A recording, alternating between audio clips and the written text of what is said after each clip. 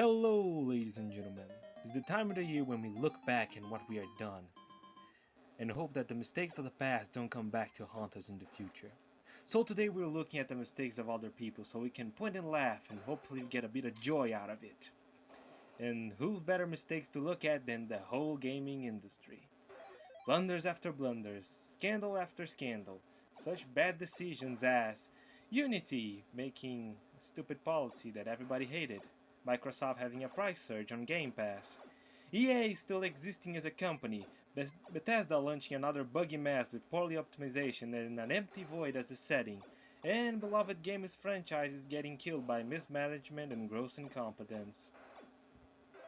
So many examples, so little time. If I missed any good examples of the industry being bad, please let them down in the comments, because I'm probably going to read it and have fun with that. So now let's take a look at the chasm that is the industry today and ponder and wonder at what made us reach this point. And by the end of this, come with a solution for this problem. Hopefully. So as all problem starts, let's look at the beginnings. So back in the days of old, games were simple. Simple looking, simple sounding, but fun. Sometimes having a complex plot or story, other times just something to kill the boredom with. But no matter which one it was, this form of entertainment needed to be made, marketed, and sold to you, the player. And the selling part was important in that time because that might be the only time the company making the game would get their hands on your hard-earned cash. They couldn't charge you for turning up the console or charging you for an extra life when you lose. That was the job of the arcade machine. But now everybody had an arcade machine on their home. So it was either success or failure when making a game, making a huge selling hit or a disastrous flop that might put your company out of business. This model of making games was very dominant during a long period of time. Until technology and the internet got involved, then companies realized they could charge you for more even after you bought the game. You know, things as subscription fees, in-game special in-game items, the shiny looking skin that makes you look cool but doesn't serve any other purpose, extra content that might have been in the game but just got removed so it could be sold on a later date. You know, the industry as we know it today. And I do believe that this plays a major role in how the industry works as a whole today. Also remembering the gambling, I mean the surprise mechanics. You know, every game has them now, one way or another. Gotta figure out a way to swindle you out of your money. Why put an item on the game store when you can pay for a chance to getting that item them on a box that you can buy with money?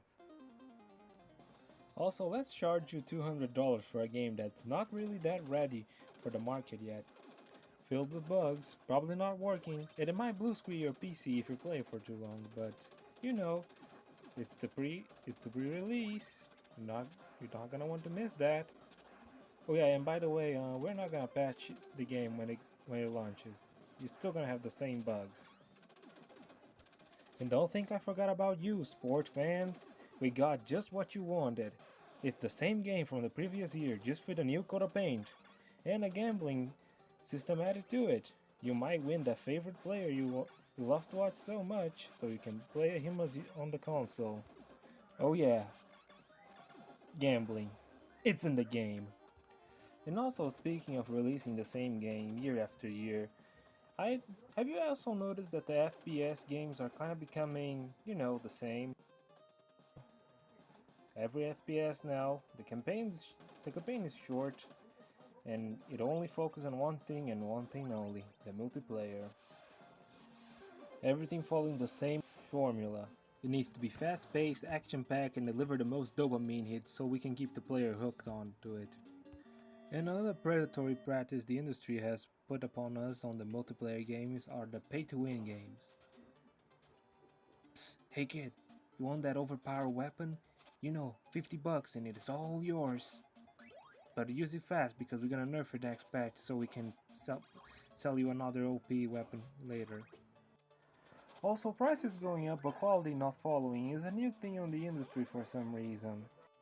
If you're going to charge me more for something, at least make it work. And I shall bring forth Baldur's Gate 3. as a good example of what to do on games. Because when your game is so well done that the rest of the industry bitches at you for making them look bad, you deserve to be used as a good example. You know, a decent story, likable characters, amazing gameplay, and it actually works without needing a patch on the first day of launch? Wow, that's something the industry should strive for, not complain about. But then again, these people are going the lazy route of making something half bad, asking for your money, and then complaining at you for asking for a decent product. Trailer hyping and the marketing for some of the mid-tier games out there. It's like ordering online, but when the product arrives, you get a picture of what you wanted strapped to a brick. And that's most of the games today. Strong trailers showing gameplay, and when the game arrives, it's nothing like what it was shown. A strong example of this, No Man's Sky. Had a lot of promised features, but when the game launched, none of it was there. Of course, the game became playable after a lot of patches, and is actually a decent game right now.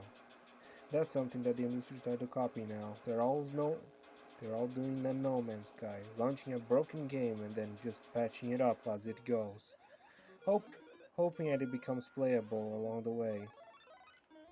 Also, let's bring out the fact that the industry is kinda dry on creativity, both for creating new games, concept, or ideas.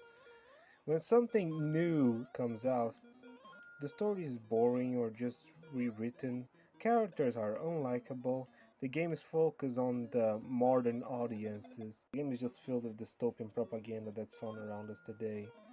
It mostly seems garbage, because it is garbage. The industry is fresh out of ideas. It's just remakes and remasters of dubious qualities. We're just relaunching the same game with a different protagonist and location. No big changes besides graphics. Also, old games have done something that modern games might not really recreate today. They were pushing the limitations of the software and hardware on which they were created, creating new standards for the industry. Now, the only standard the industry is pushing is the limit on your credit card and the limit on your hard drive, because 260 gigabytes of better graphics is just not what we're looking for. The only ones who seem to be really pushing out the limitations of what they can create out there are the indie devs. New concept, new mechanics. The creativity of the indie devs are quite impressive. The amount of gems and diamonds in the rough that comes out of that industry is quite impressive, sometimes even outsoling the AAA studios. Here are some noteworthy mentions of games created by indie devs. I'm gonna bring the most famous and the ones that people know, because they're hyped now. Let's start off with BattleBit, created by an indie dev and outsold most AAA games out there in a few first weeks. Among Us was also created by a group of indie devs, and it became a sensation around the world. And yeah, I'm just gonna let it at that. And also a new game that's kind of making sensations on YouTube, Lethal Company.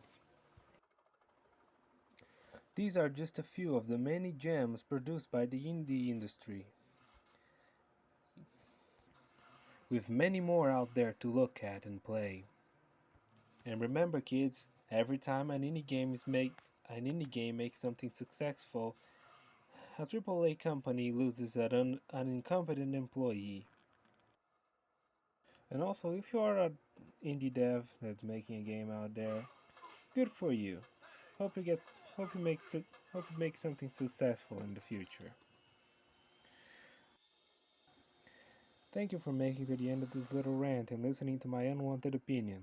So let's finish this. What I hope that happens in the year of 2024 is that the industry stop making so much goddamn mistakes and start making some decent stuff. Hopefully we can get some decent games with good fan service and a lot of good replayability time. Stuff that will go down in history as a decent game and will be remembered fondly by people all around the world. Another wish I have is that the industry stop focusing on better graphics and start focusing on better gameplay and story as well. And gameplay is also something that sells games. Also get rid of the triple A naming stuff. Start using the triple G's. Good graphics, good gameplay, and good story. Thank you for watching. Don't forget to like, share, and subscribe, and I'll see you on the next one.